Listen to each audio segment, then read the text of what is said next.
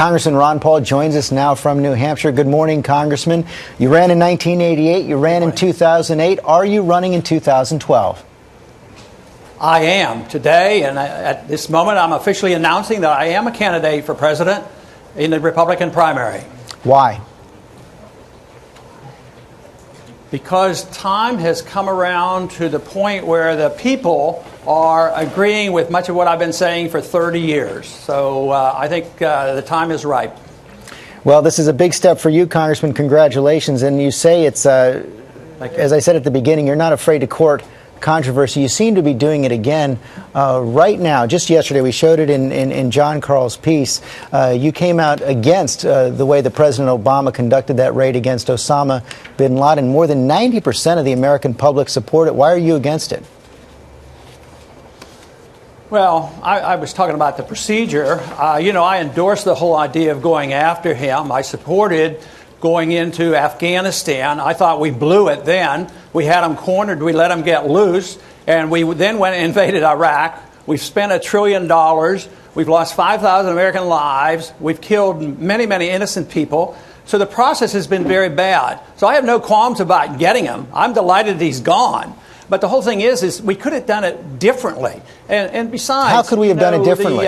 Ignoring the Pakistani government doesn't help us at all. It looks like we're trying to be more antagonistic toward the Pakistani. They have helped us in the past to catch many terrorists, and I don't see any reason why we can't do that. But you would have taken the risk, sir? I think the process is definitely different.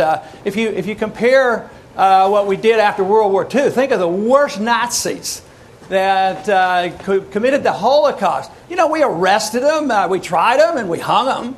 I mean, I don't know why we have to embark on a whole new system just because the people get riled up. The politicians can rile the people up. But after the dust settles, they might say, well, it could have been a better way. And the other thing is to make a decision on this whole process is a little premature. Every day we hear a different story about exactly what happened. So I was asked whether I could do it differently, and I said yes.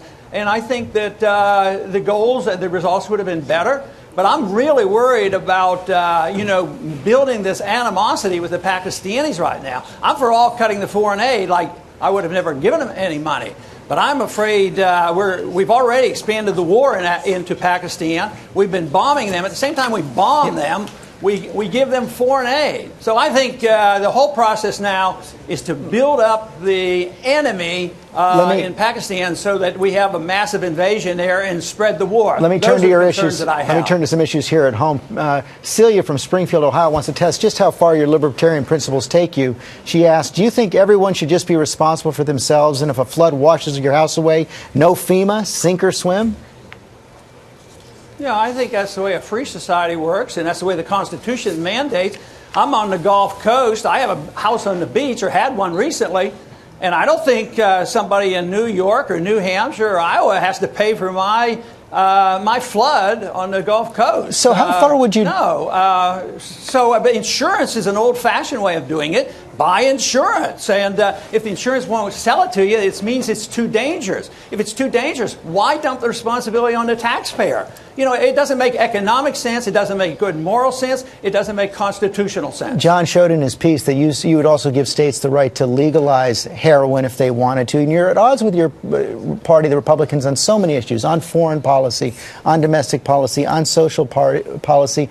Why not run as an independent, given your differences with the Republicans on so many issues?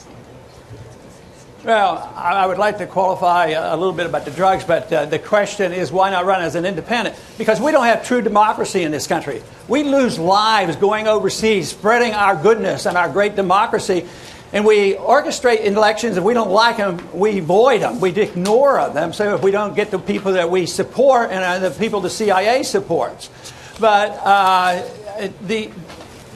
running as an independent here is just about impossible unless you're a billionaire like Ross Perot. You don't get on debates. If I was an independent, George, you would not have me on this program this morning. Well, I'm not sure about I've been a Republican. I've been a Republican for all these all these years, elected to Congress. My family's Republican, and I was out of the Republican Party for 1 year. There's nothing wrong with nudging the Republicans to a true constitutional Congressman, position. we only have a few... Stick to their guns on fiscal conservatism. We only have a few seconds left. Last time around, you bet me everything I had in my pocket that you would win the presidency. It didn't quite turn out that way. How do you define success this time around in 10 seconds? My success is I always win, because the victories are one thing, but we win elections when people said we never could win elections. So I define by doing very well. I believe right now, coming in number one in the Republican primary is an absolute possibility, many, many times better than it was 4 years ago.